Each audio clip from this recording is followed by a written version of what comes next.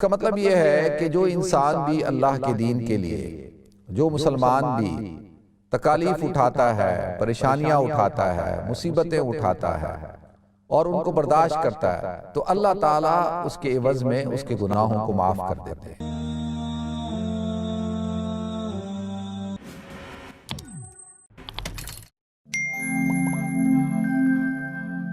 الحمدللہ رب العالمین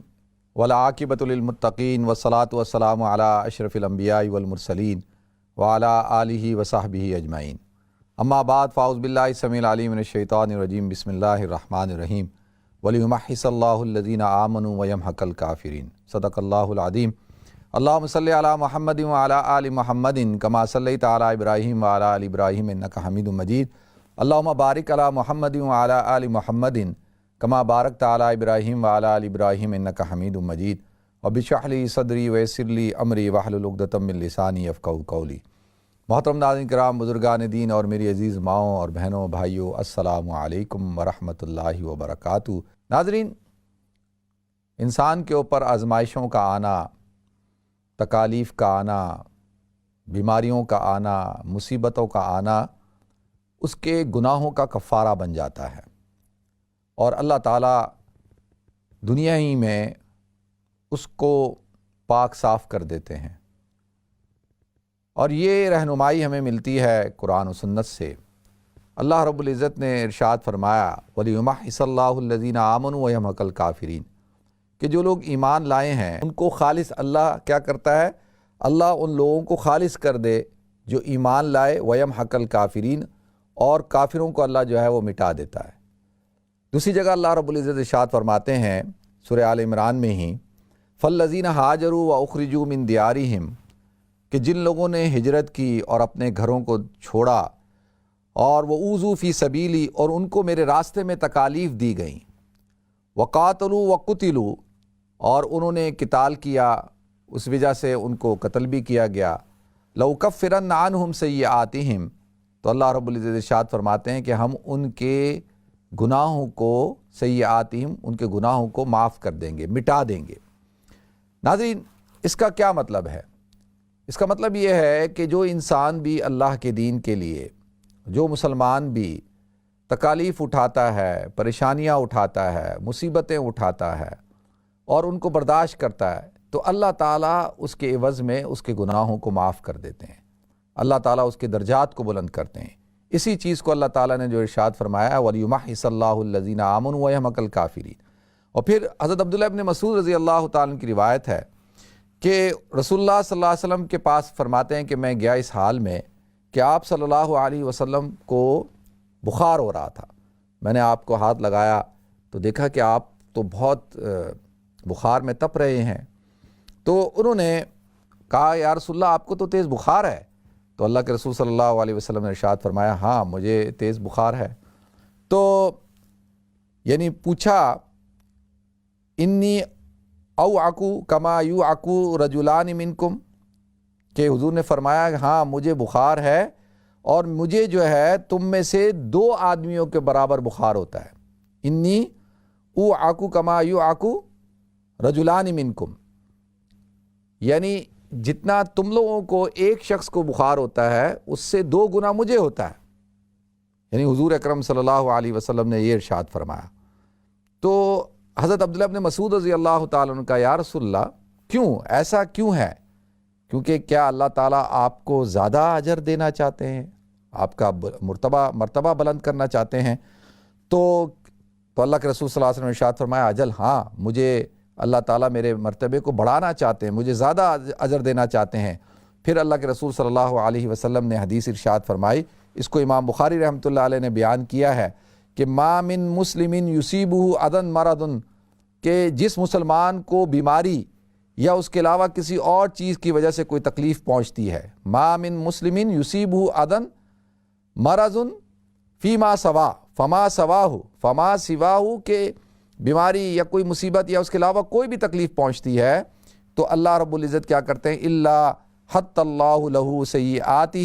تو اللہ تعالیٰ اس کے تمام جو سیئات ہوتے ہیں ان کے گناہوں کو اللہ تعالیٰ گرا دیتا ہے، جیسے کما تحت الشجرۃ ورقہا، جیسا کہ درخت اپنے پتوں کو گرا دیتا ہے۔ جب خزاں کا موسم آتا ہے ناظرین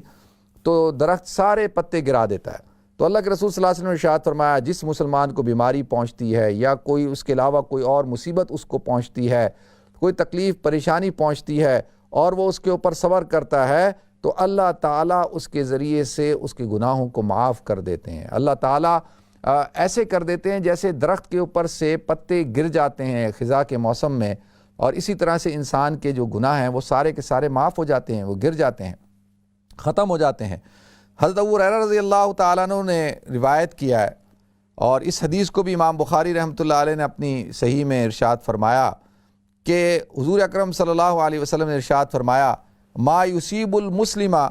من نصب ولا وصب ولا ہم ولا حزن، کہ مسلمان کو جو بھی تھکاوٹ، یہ جو نصب سے مراد تھکاوٹ ہے اور وصب سے مراد دائمی مرض ہے، یعنی ما یصیب المسلم، جو بھی مسلمان کو جو من نصب یعنی کوئی تھکاوٹ پہنچتی ہے، انسان تھک گیا ہے، سارا دن کام کر کر کے، مزدوری کر کر کے، محنت کر کر کے تھک کے چور ہو گیا ہے، من نصب ولا وصب، اور وصب سے مراد کیا ہے کہ ہمیشہ کی کوئی ایسی اس کو بیماری ہو گئی ہے، ایسی تھکاوٹ بیماری ہو گئی ہے کہ اس کا رنگ زرد ہو گیا ہے، وہ ہر وقت جو ہے وہ تکلیف کے اندر ہے، ولا ہم، اور اس کو جو غم پہنچتا ہے، جو بھی غم ہے، ولا حزن، اور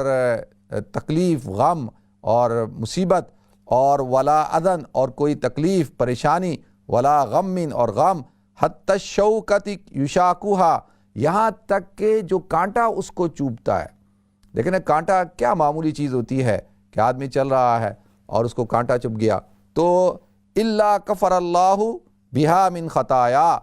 تو اللہ تعالیٰ اس کے ذریعے سے اس کے گناہوں کو معاف کر دیتے ہیں۔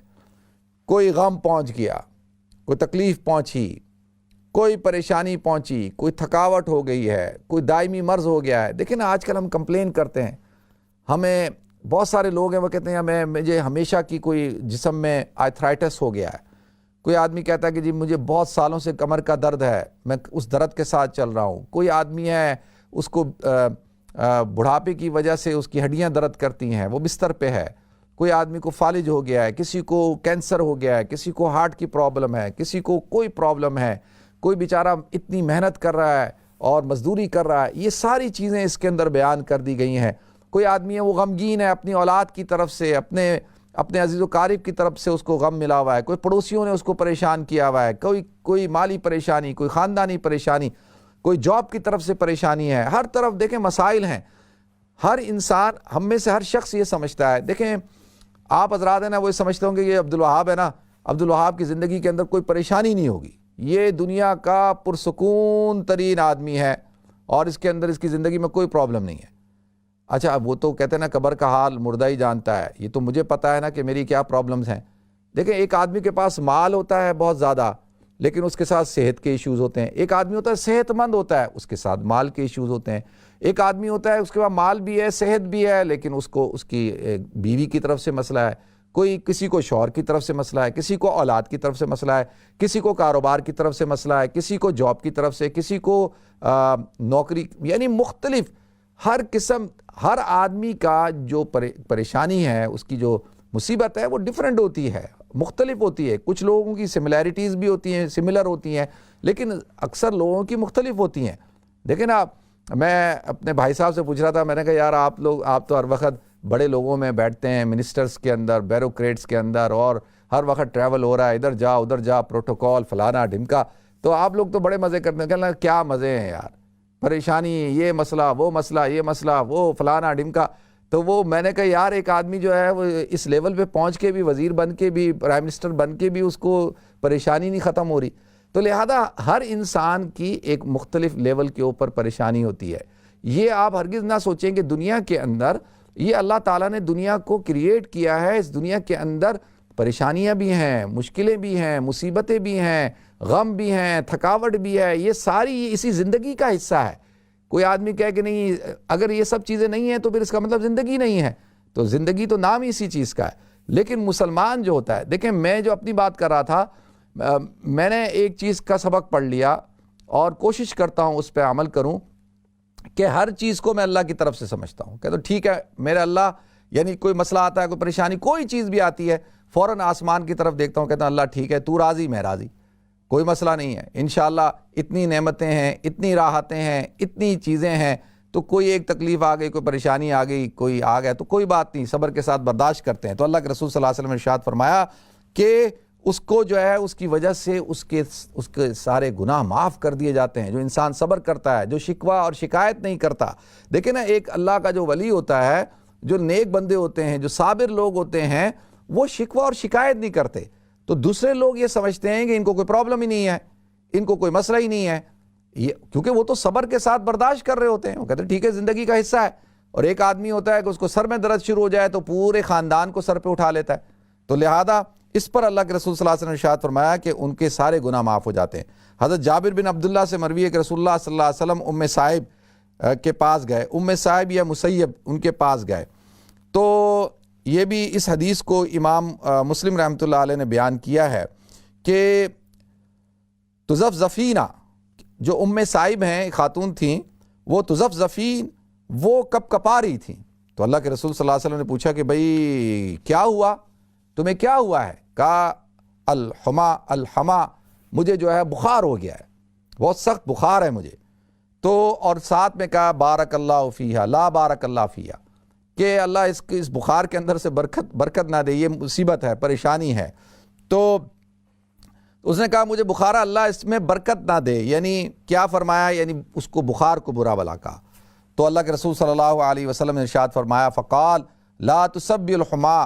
کہ دیکھو بخار کو برا بلا مت کہو، فإنها تذہب خطایا بنی آدم، کہ یہ تو بنی آدم کے گناہوں کو معاف کر دیتا ہے، کما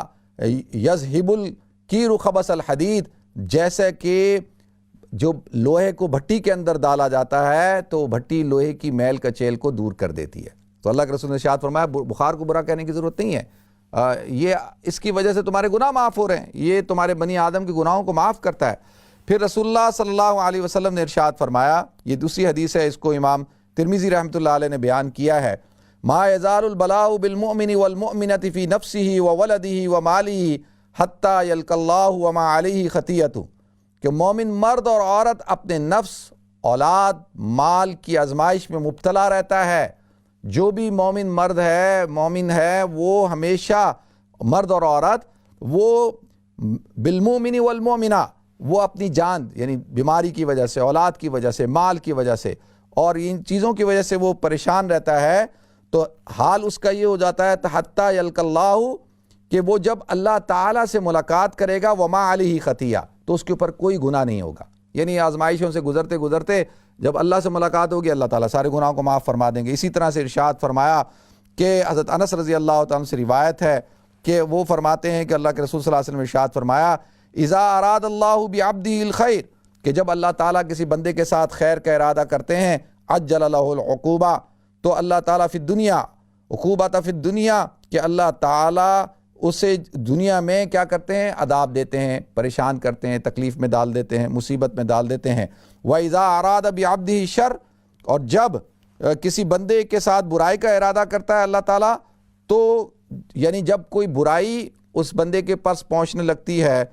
تو کیا ہوتا ہے، أَمْسَكَ عَنْهُ بِذَنبِهِ حَتَّى يَوَافِي بِهِ يَوْمَ الْقِيَامَةِ، کہ اللہ کے رسول صلی اللہ علیہ وسلم نے ارشاد فرمایا کہ جب وہ کسی بندے کے ساتھ برائی کا ارادہ کرتا ہے تو اس کے گناہ کی وجہ سے اس عذاب کو روک دیتا ہے، حتیٰ کہ قیامت کے دن وہ اس کو اس کے گناہ کا بدلہ دے گا۔ یعنی اگر اس کو کوئی پریشانی آ رہی تھی اور وہ پریشانی نہیں ہوئی، اور وہ دیکھیں نا بہت سارے لوگ کہتے ہیں یار یہ گناہ کرتے ہیں، شراب پیتے ہیں، زنا کرتے ہیں، جوا کھیلتے ہیں، سود کھاتے ہیں، فلانا کام، فلانا غلط کام، کچھ نماز نہیں، کوئی دینداری نہیں، اور صحت ٹھیک ہے، مزے کر رہے ہیں، کھا رہے ہیں، پی رہے ہیں، او آپ بڑے زبردست۔ تو کیا ہے کہ جیسی کوئی پریشانی آ رہی تھی اللہ روک دیتا ہے، کہتا ہے ٹھیک ہے اس کو دنیا میں مزے کرنے دو، آخرت کے اندر اس کا معاملہ ہوگا، تو اللہ تعالیٰ اس کو کیا کرے گا، اس کے گناہ کا بدلہ آخرت میں عطا فرمائے گا۔ دوسری طرح اللہ کے رسول صلی اللہ علیہ وسلم نے ارشاد فرمایا کہ دیکھیں یہ مثل المومن کا مثل الزرع، کہ مسلمان کی مثال، مومن کی مثال اس کھیتی کی مثال کی طرح ہے۔ دیکھیں کھیتی نرم نازک ہوتی ہے، اس کی مثال اس کی طرح ہے، لا تزال الريح تمیلہ، جس کو ہوا جھکائے جھکاتی اور مائل کرتی ہے. جب ہوا تیز چلتی ہے تو وہ جھک جاتی ہے, مائل ہو جاتی ہے. ولا یزال المؤمن یصیبہ البلاء, اور جب اس طرح مومن کو جب آزمائش آتی رہتی ہے اور اس کو اللہ کے سامنے جھکاتی رہتی ہے, کوئی آزمائش آ رہی ہے, مومن جھک رہا ہے,